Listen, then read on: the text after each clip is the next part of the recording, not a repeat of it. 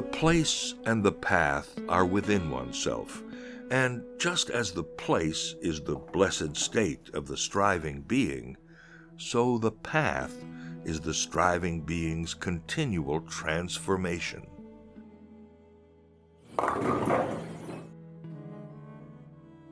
Be at least as interested in what goes on inside you as what happens outside. If you get the inside right, the outside will fall into place. Primary reality is within, secondary reality without.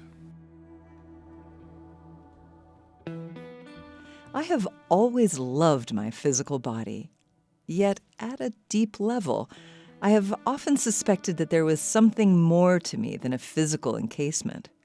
At this deep level, I sensed this physical container was simply a medium, an instrument, waiting to vibrate from the action of an invisible orchestrator seeking to manifest movement and voice in this plane of time and space, expressing as this mystery I call me. I am experiencing the ascension of a flow being. The inner game is the game. It's not psychology. It is life as it should be lived, an autobiography in progress. The secret of success is inside. Tennis is a vehicle to help us get to places inside ourselves. If you go back to body and soul times, all of us, Judith and Cynthia and I, were all kind of looking at this question of physicality and spirituality. Because we knew we had all been attracted to dance in one way or another, and we knew what happened to us as we moved, and then what happened to us as we used dance and choreography as a means of exploring various ideas. And then also having to deal with the challenge of physicality in most Christian tradition, where there's quite a split between body and spirit. And so that's what we were trying to kind of bring back together and to find some language to talk about that, to teach people. And so when we were working, we were often doing a combination of performance and workshops and maybe dancing and worship or whatever. So the process of articulation was really important to us. I think our concerts were almost more like lecture demonstrations, and they were kind of straight concerts. Although one of the things we were also trying to hold was that we wanted the choreography to work in dance situations as well, that we could perform in dance theaters yeah. And do kind of straightforward dance performances and that the choreography would stand up in those settings, whether you had that kind of spiritual background or not. So that was really, it was that integrating process that was there from the very beginning in terms of what we were exploring and what we were trying to convince people of, and also how that, just what we knew of our own experience of kind of exploring the bigger questions about life and meaning and whatever, and that the arts and dance in particular could be really interesting avenues for that. Listening is something we develop when we become aware that our greatest ally is our body. And because our body speaks to us, it gives us feedback on, I eat this and this happens, or I touch. From the time we are children, when we learn about fire or about falling or about, this is how we learn to listen to our body. And as we grow older and are pulled away from our body and into a highly intellectual world, we stop developing the ability to listen to our body. I would say continuing to listen to our body is one of the most important practices we need to do every day, which is why something like, I would say something like dancing is important, because you are using your body in motion and you're learning what feels right, what feels pleasurable, what feels beautiful, or powerful, or any of these. But you can listen to your body regardless of that. You can listen to your body Anytime you are triggered by a certain situation or the way you interpret external stimuli, you listen to your thoughts, you listen to your emotions. You ask yourself, what am I thinking? What am I feeling? How do I understand this moment? How do I live with the way that I interpret certain events or certain information? So all of this, when we start to practice this and be mindful about the body and experience that the body is constantly giving us feedback, that's how we listen, and that's how we have a conversation with our own body. And then that's how we can actually start reading other people's bodies, because we learn from doing it with our own body. And so we start learning how the other person is carrying anxiety, or where they're carrying anxiety, or where they are, how they're feeling pleasure, if they're happy, if they're sad. Everything about the body is always dialoguing with us, our own and another person's body. So we become experts at reading people if we are able to read our own. When people start to use their voice, they recognize how much more deeply they can live and from what part of their body they can grow, and what it means then to go forward and practice with these techniques, but then to kind of stand aside and watch how things happen through their lives by using the new muscles, or the original muscles, I should say, to sing and speak from. Because coming from the core also relaxes the upper part of the body. The throat relaxes, the shoulders relax, and showing up more relaxed without this edge to the voice changes everything. It changes the way they feel.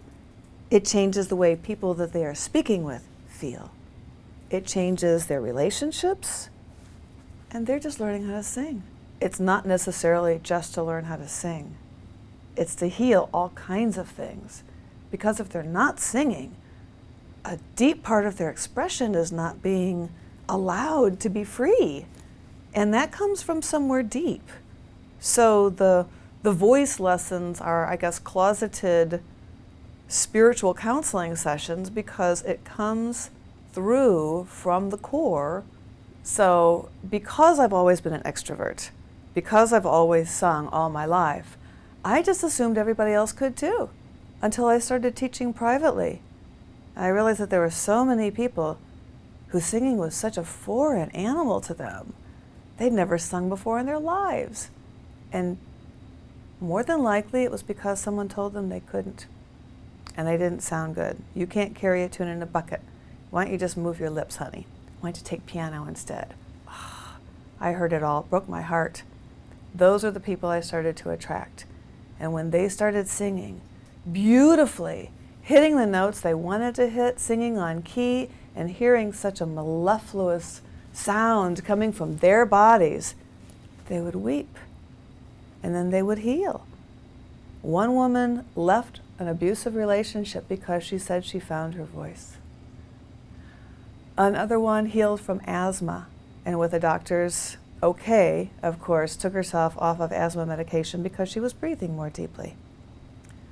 One woman I was working with could not hit the high notes for anything, and out of frustration, I just had her sigh.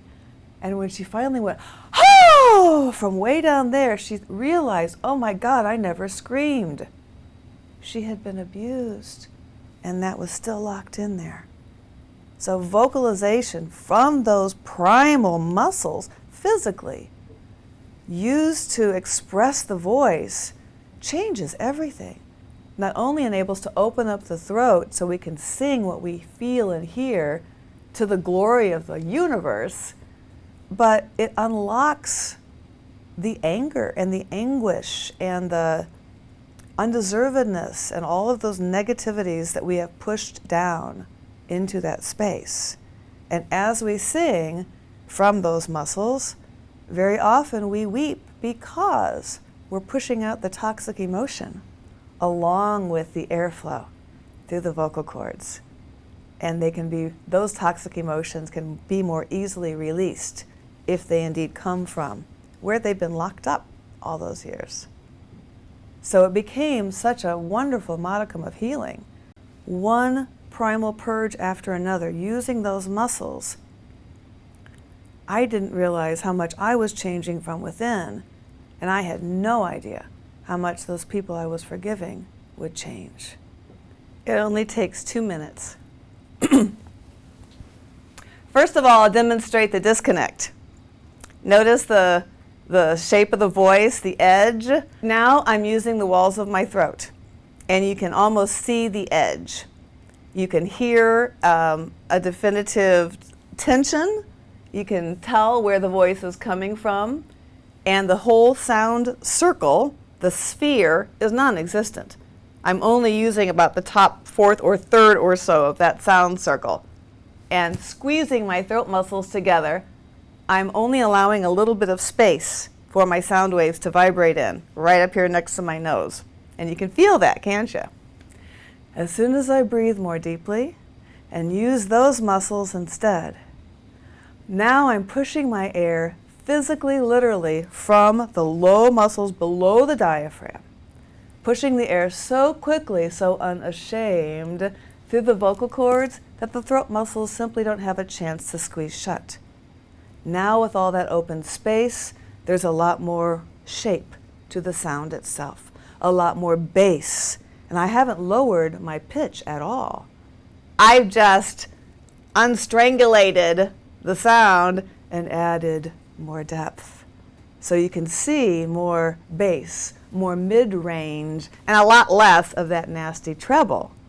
And that's only because I'm pushing out the air as quickly as I am now, breathing more often, breathing more deeply, consequently staying more relaxed, staying more centered, able to communicate more clearly, and able to allow my core, my intuition, to speak through me. I am no longer thinking about what it is I'm going to say, which not only helps my communication, obviously, but it enhances my listening skills greatly. I used to think about what it was I was going to say while somebody else was talking. How good a listener does that make me? Now what I do is breathe, and I summon up these muscles, and I add a little bit of contraction as I push the air through the vocal cords, and I stand aside and listen to hear what it is I have to say. And it's always perfect, as long as it comes from my center. The person of inner life easily recollects oneself, since they are never wholly immersed in outward affairs. But I learned through vocalization, through being connected with my core physically, that my intuition was getting stronger as I was singing more and teaching more how to use those core muscles. And it was interesting to learn that the intuition is from the same part of the body that the fear is stored in. So the first step to get there, to remind the muscles how to work, is one of my favorite exercises, and it's simply to hiss. So when you take in a low, deep belly breath and you hiss it out, you can tell immediately what muscles are working. Those are the muscles that we're born to sing from and with. Those are the muscles that we yell and scream from as infants until we're told to shut up and sit down. At the very worst, abuse, right? What do we do with that? We suck it up. Literally. We learn to breathe thoracically from our chest muscles for salvation. And at some level that does save us. But then, the more we breathe up here, the only muscles we can speak from is here. So we grow up walking wounded, expecting the next shoe to drop, right? Having to breathe thoracically. But when we start relaxing and breathing from the core, not only can I start to use those muscles more organically, more authentically, like they were to be used when I was born. But it also very quickly starts to unlock all the reasons I was shut down in the first place, which is why many people start to weep when they first start taking voice lessons from me, because they're unlocking all of that energy. What I've always learned is not true. Especially, who do you think you are? You can't sing. You know, all of those old tapes require to be let go when we're coming from our core. The touch of God, however gentle, is like lightning that lightens up one's knowing faculties in a way that's beyond concepts or sensible feelings. In other words, one is penetrating. It's the being to being exchange. Now no longer with words or even with feelings or even with spiritual experiences.